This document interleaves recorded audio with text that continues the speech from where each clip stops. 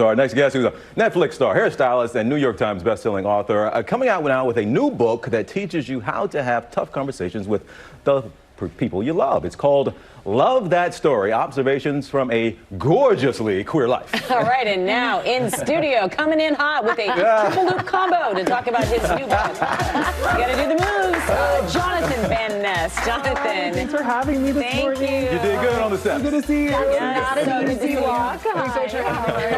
Good, thank you so much. And then am I going to make the chair? You're good. Yes. You are. I had a You daydream. are. I like fell out of the chair after making the walk. Very graceful indeed. You know, this book is remarkable. It takes on some very, very heavy topics that you've experienced that you want to share with everyone, but you do it through the lens of comedy. How do you pair those two together in an effective and very readable way? Well, thank you so much for saying that. I think that for a lot of us that are trauma survivors, comedy is a very useful medicine. It's a very useful tool because I like to say the whole thing of like, if I couldn't make a joke about it, I'd be in like my mom's basement crying for the rest of my life. So I think for us, we make jokes to get through difficult conversations, to get through difficult times, and it can be really helpful. And you were, I believe you saved a lot of lives when you came out with your HIV diagnosis and other struggles. A lot of them are in your book. But you talk about something called a social safety net and how helpful that's been. Explain that. Yeah, the HIV safety net is what people who are living with HIV commonly have to navigate in order to access our antiretroviral therapies, which make you undetectable so that you can be untransmittable. As we are, it's such an exciting breakthrough. The U equals U movement is so important.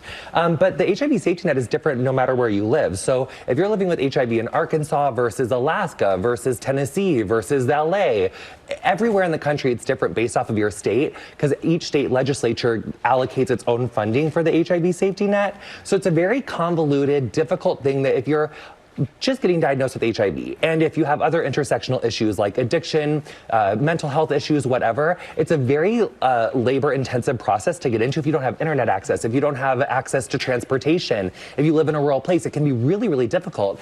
And then you add the stigma and the shame on top of that, it's really difficult. So I realized when I wrote Over the Top that there was, obviously I felt so much support for myself individually, but it really illuminated to me how much people don't know about HIV, how much ignorance still exists around what it is to live with HIV in 2022, 2019 when my first book came out. So this is really, the HIV Safety Net chapter is really about illuminating where we are as a country, how we got here, and how we can all be better allies to help end this pandemic, which we've been struggling with for 40 years. Oh my goodness, man. Congratulations for all you have done. It's one thing to just to have a show or to sell a book, but you've taken on a responsibility.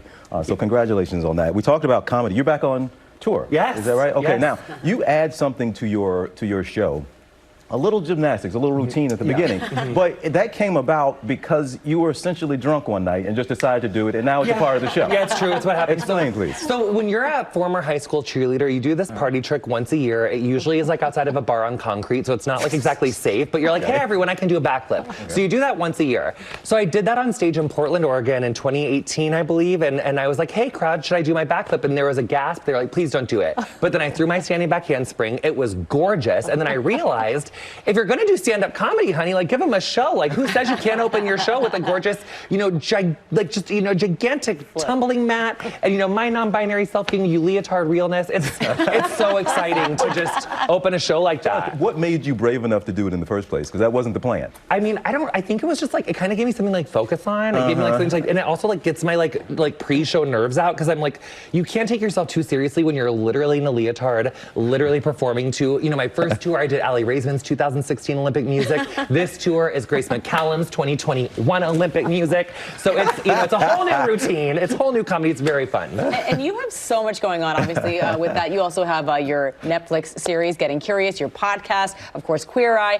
What's next? I mean, would you constantly think of new things and better things to do to spread your message? I mean, when people ask me what you do, I'm like, I think I'm always an artist first. Yeah. I think first it was hairdressing was like my first, love. But all of the other opportunities that I've been able to do after Queer Eye, it all comes down to an art. Writing is art, stand-up comedy is art. So I want to keep making art. I want to keep healing. I want to keep sharing my journey of healing with people. I think we need more healing in the world now. And so I think I just want to keep doing what I'm doing, and who knows? Don't you think TJ has amazing hair? Honey, this hair, the eyes, the suit, get out of here.